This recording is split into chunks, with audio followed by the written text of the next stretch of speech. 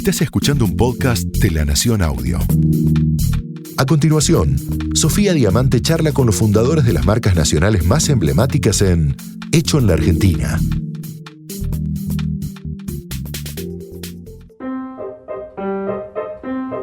Bienvenidos a todos a un nuevo podcast de Hecho en la Argentina. Hoy vamos a hablar con una empresa centenaria y para ello está Pablo Palladini, vicepresidente de la empresa que lleva su apellido, que nació como una venta de fiambres y en los últimos años, se empezó a expandir a alimentos, pero ya nos va a contar Pablo. ¿Cómo estás? Gracias por venir.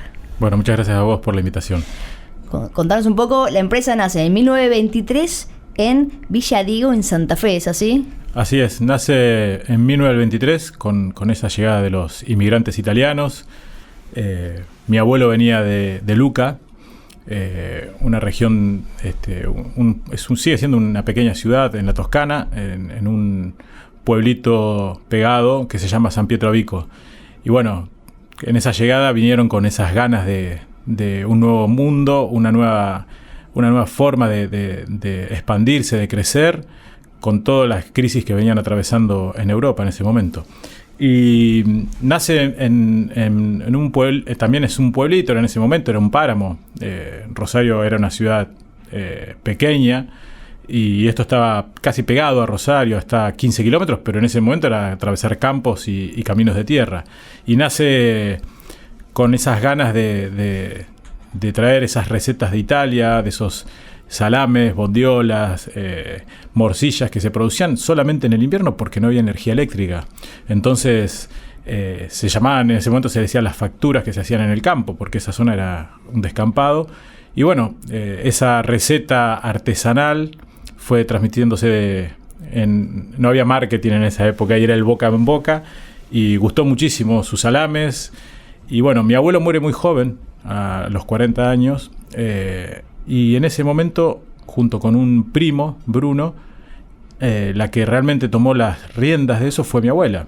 Estamos hablando en 1938. Ella toma las riendas de esa empresa que hoy se conocería como una empresa de las de garage. No era más grande que un garage. Y bueno, impresionante, porque las mujeres ni podían votar en esa época. Exactamente. Mirá. Las mujeres eran, estaban en otro nivel. Realmente era así, estaban en otro nivel. Y bueno, era de esas mujeres con empuje, con garras. Y en una actividad que no era para esa época costurera o una señora que hacía recetas de torta. Trabajar con animales, de un gran sacrificio. Mojarse, producir los alimentos, amasar la producción de los salames. Así que fue todo una innovadora y fue toda una adelantada para su momento. Es impresionante.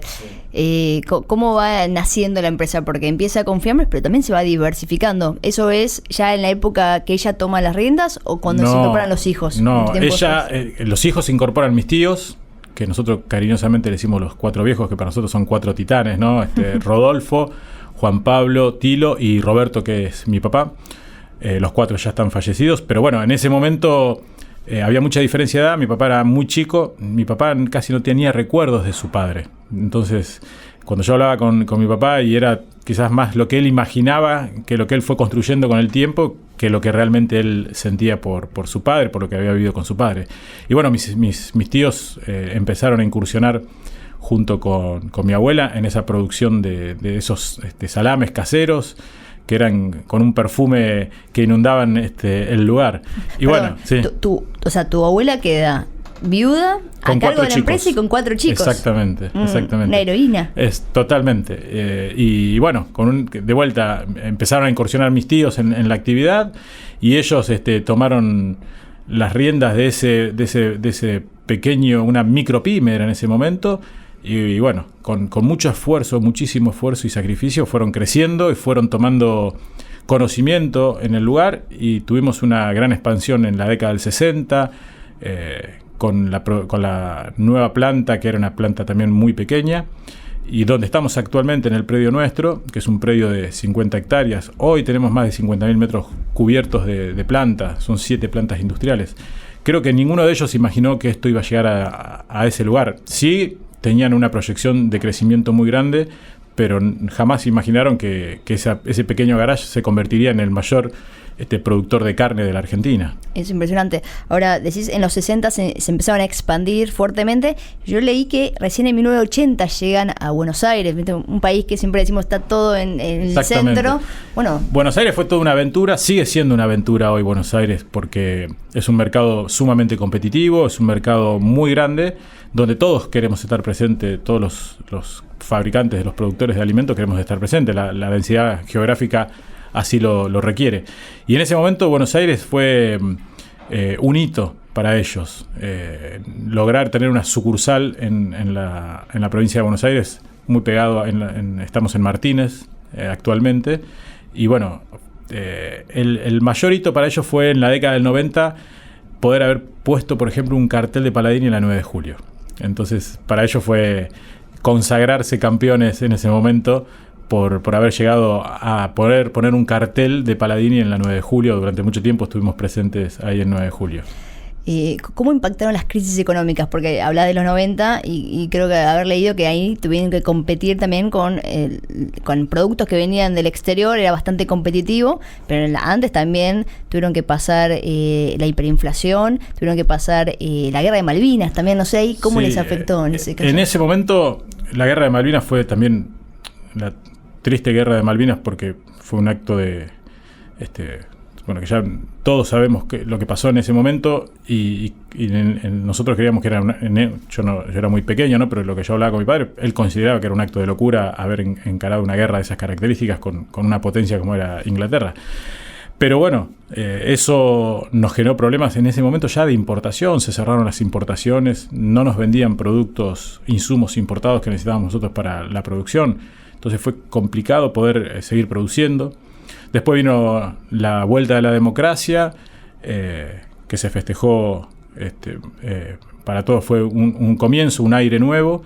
Y después vinieron los problemas económicos de la hiperinflación, donde llegamos a tener inflación del 1000%, era una locura.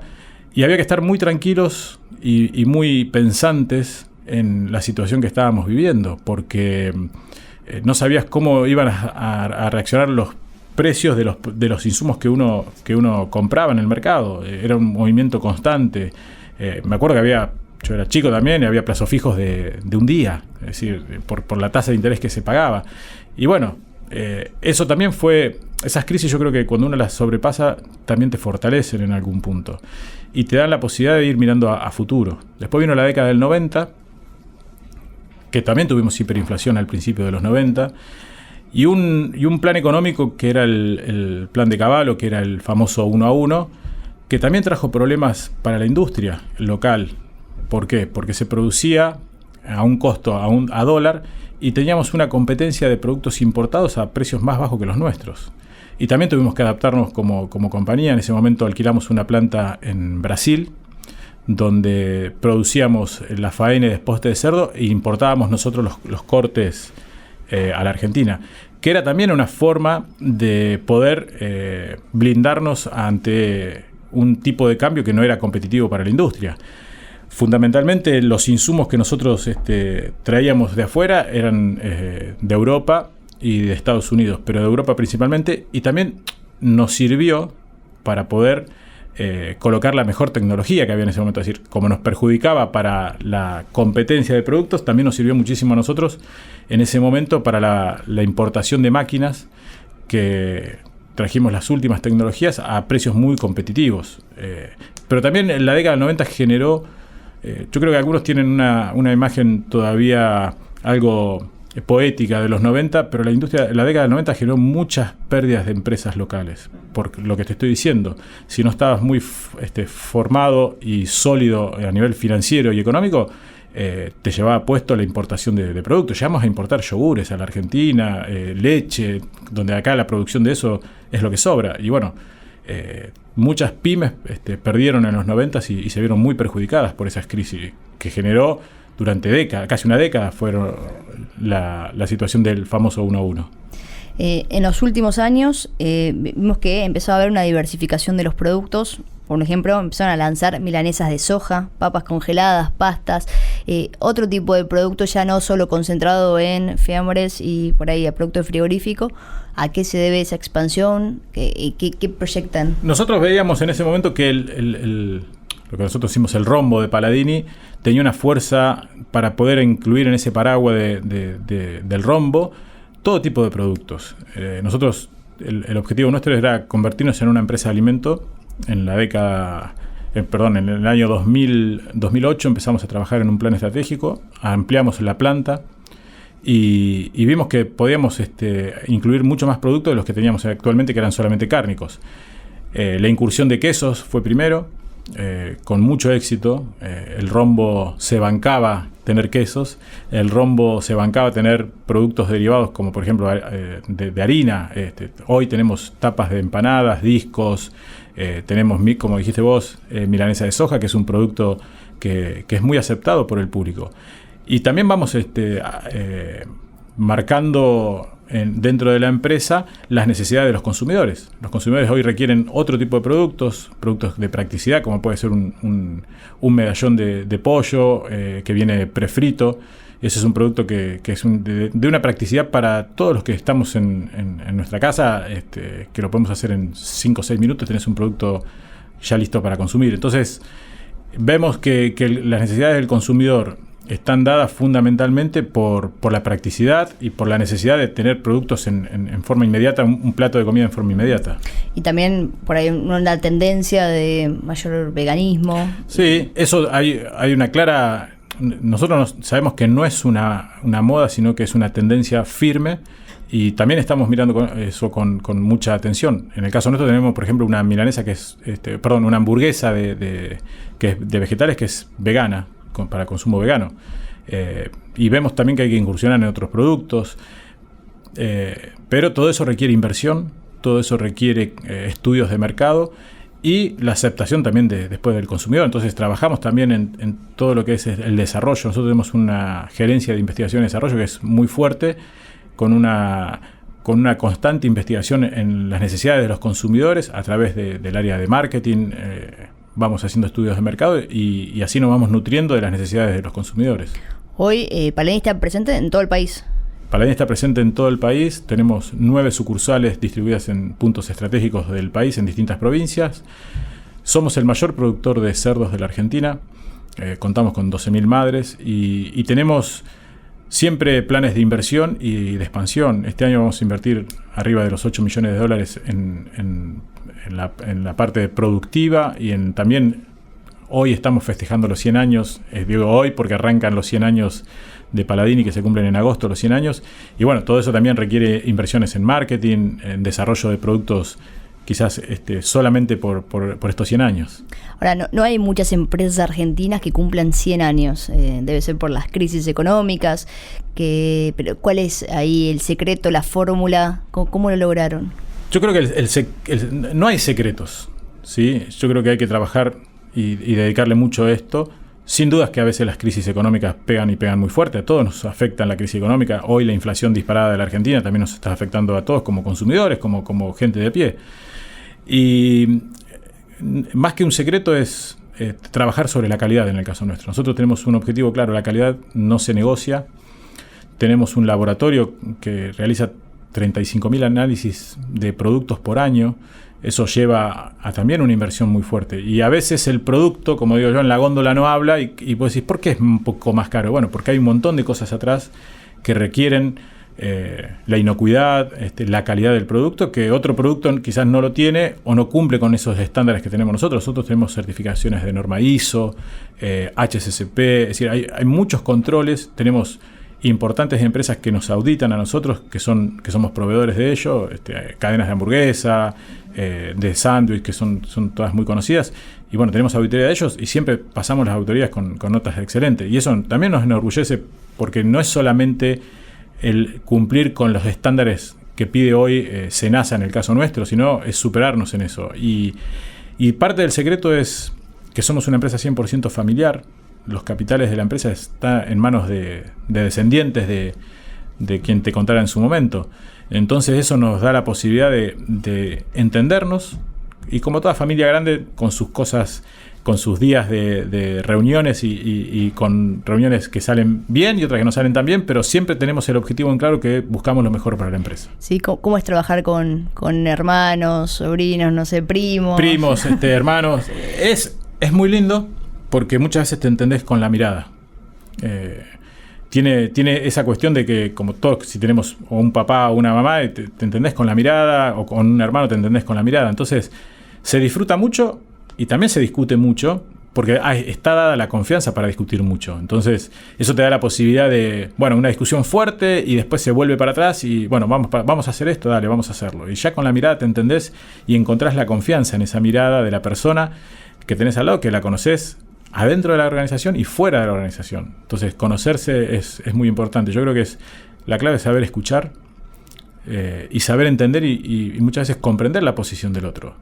Vos podés tener una edad determinada que decís, no quiero hacer más inversiones, y es entendible porque llegó un momento dado de tu vida que querés descansar, y entonces empieza a dar lugar a las nuevas generaciones. Hoy estamos con la 4ª generación dentro de la organización, que también es un hito para las empresas familiares para llegar a la 4ª generación en las condiciones que estamos nosotros, ¿no? Como una empresa líder, como una empresa sólida. Y eso nos llena de orgullo y siempre ese foco puesto en seguir creciendo. ¿Exportan ustedes? La exportación nuestra es baja hoy de lo que veníamos en una época. Tuvimos momentos que hacíamos cuota Hilton, exportación de carne vacuna, que en la década de Moreno, en el momento, no en la década, sino en el momento de Moreno, nos llegaron a bajar un contenedor del puerto. Entonces, Guillermo Moreno, el exsecretario de Comercio. Nos bajó un contenedor del puerto. Como eso nos perjudicaba, también nos poníamos de acuerdo en el tema de precios. Hoy está un poco más descontrolado eso. Pero en ese momento teníamos una exportación fuerte. El precio de la carne vacuna era excelente a nivel mundial. Y nos habilitaron para la exportación de Hilton. Y fue muy bueno como experiencia. Y seguimos con algunos mercados abiertos. Tenemos incursiones en Paraguay, en Hong Kong. Tenemos algunos clientes que requieren productos nuestros. Pero la exportación es un tema que necesitas políticas económicas que te estimulen a la exportación. No solamente el acceso al crédito, no solamente políticas económicas claras hay que tener, pero también tenés que tener un estímulo para la exportación. Y hoy no lo tenemos. Ahora, es una paradoja de por qué no está eso, cuando el principal problema de la Argentina es que le faltan dólares. La forma de generar dólares que tiene un país es exportando. Y acá tenemos una empresa que tiene todo para hacerlo. ¿Por qué crees que ahí los gobiernos o cualquier gobierno que sea Yo creo que los últimos gobiernos, a mí me preocupa muchísimo la situación actual económica, sí, pero también me preocupa mucho la cuestión institucional. En los últimos años hemos caído institucionalmente. No tenemos instituciones fuertes o sólidas donde uno pueda sentirse respaldado o apoyado, como puede ser el caso de políticas económicas claras. Te nombraba recién la década del 90. En los 90 había un plan económico, que era el plan de la convertibilidad. Desde esa época acá no se conocieron planes económicos. Y no estoy hablando de un gobierno específico, pasaron muchos gobiernos del último gobierno de Carlos Menem, y después no hubo ninguna política económica, son todos parches, y es muy difícil establecer proyecciones a mediano y largo plazo con parches. La cuestión económica pesa muchísimo, pero lo institucional también. Y en eso de los parches, cuando vos haces inversiones en la exportación, muchas veces piensan que nosotros nos quedamos con dólares en la mano. Nosotros nunca recibimos el dólar billete en la mano, pero necesitas desarrollar clientes, y desarrollar clientes no se desarrolla de un día para el otro, como puede ser un negocio de proximidad en la Argentina, que uno va y le ofrece el producto, compra o no lo compra, sino hay que visitar al cliente. El cliente te viene a visitar, después viene una auditoría del país a donde vos querés exportar para que te habiliten la planta. Todo eso lleva un proceso muy largo, y si después en el medio te pasa como nos pasó a nosotros, que nos bajan un contenedor, el que está quedando mal no es solamente Paraná, si está quedando mal la Argentina, porque nosotros somos los que no estamos siendo formales en la venta. Entonces, cuando vos perdés un cliente por políticas que establece un gobierno determinado, el que se ve afectado es la Argentina. No es solamente Palladini, que perdió una relación comercial con un cliente de Europa, que puede ser de Francia, Alemania e Inglaterra. Ahí el tema es establecer, lo que yo te decía, políticas a mediano y largo plazo. Trato a veces de evitar la coyuntura, pero igual los acuerdos de precios, ponerle un tope a los precios, no sé si es la coyuntura, porque desde los 70 hasta la fecha todos los gobiernos lo intentaron. ¿Por qué recurren a esas políticas cuando está estadísticamente comprobado que no funcionan, que la inflación tiene otras causas? Mucho me parece que pase por una cuestión de incapacidad de poder entender cómo funciona un mercado. Creo que hemos visto muchos ministros de Economía con máster en Estados Unidos que han trabajado, pero la teoría a la práctica muchas veces hay un paso gigante. Me parece que los acuerdos de precios obviamente que no funcionan y no van a funcionar. Ayudan a una imagen del gobierno de turno, decir, bueno, estamos haciendo esto. Pero hoy el problema de precios es imposible tener precios congelados cuando tienes inflaciones del 7% mensual. Es decir, y tenemos proyecciones quizás hasta el 8%. Entonces, ¿qué acuerdo de precio puedes llegar si no puedes actualizar tus precios? Que después te produce problemas hasta con tus propios clientes que ven un precio tuyo congelado en un lugar y quizás le terminas vendiendo a otro cliente o a otro canal más caro del que está en esa góndola. Eso le pasa a todos los que están en precios cuidados. Claro. Recién decías ministros de Economía por ahí que tienen una experiencia académica. Sin embargo, ¿no sentís que en la sociedad argentina, por lo menos, está mal visto a veces que un ministro haya estado en el sector privado? Siempre se está ese pensamiento de, bueno, si viene de trabajar en tal empresa, después la va a favorecer. Por ahí le pasó un poco al gobierno de Macri, que muchos ministros eran exdirectores o presidentes de empresas. Y tampoco al gobierno de Macri le fue bien. Entonces, digo, ¿por qué crees que está mal visto cuando en verdad tiene la experiencia y sabe cómo funciona un mercado? Porque en parte está dado por lo que yo te decía antes de las crisis, que tenemos una crisis institucional, los empresarios estamos mal vistos, los políticos están mal vistos, entonces no hay un lugar donde uno pueda decir, bueno, tenemos una fuente de donde nutrirnos para saciar las necesidades que tiene la Argentina. Hemos probado con ministros que vienen del sector privado, hemos probado con ministros que nunca supieron lo que es liquidar un sueldo. Entonces, creo que hay que buscar una conjunción y creo que los gobiernos que pasaron escucharon muy poco al empresariado. Y fundamentalmente aquel empresariado que no tiene una relación con el Estado, como somos nosotros. Nosotros somos una empresa que no tenemos una relación con el Estado, más allá de los altos impuestos que estamos pagando.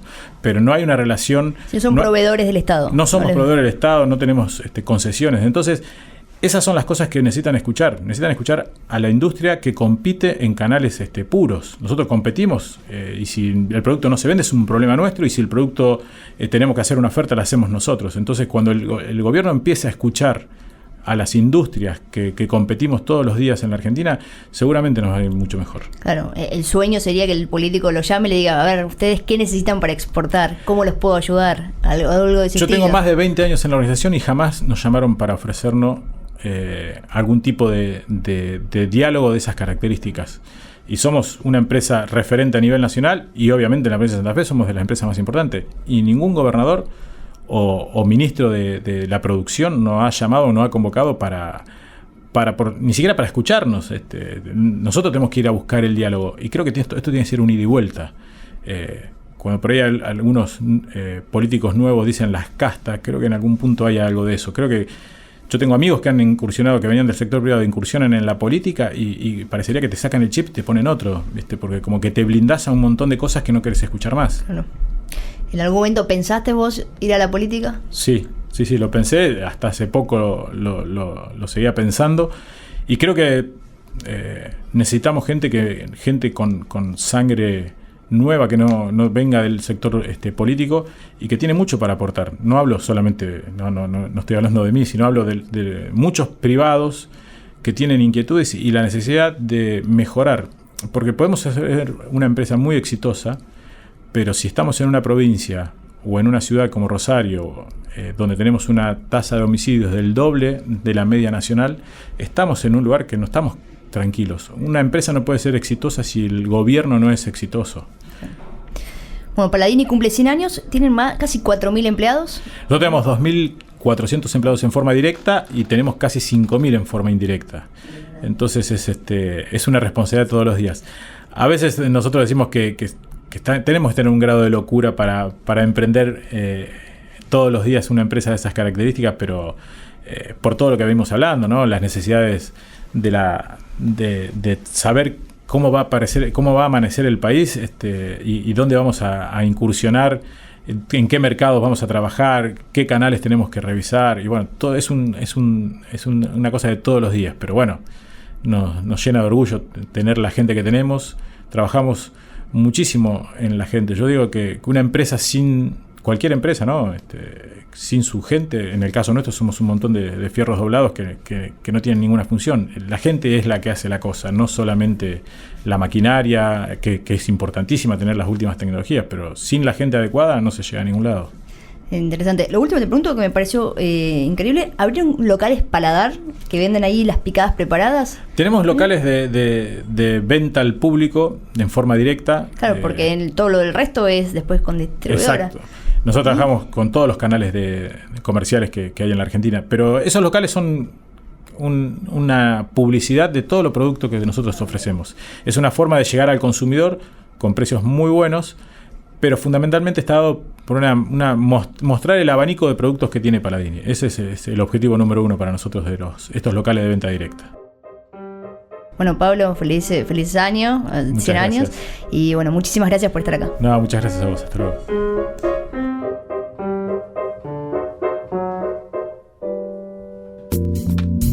Esto fue Hecho en la Argentina.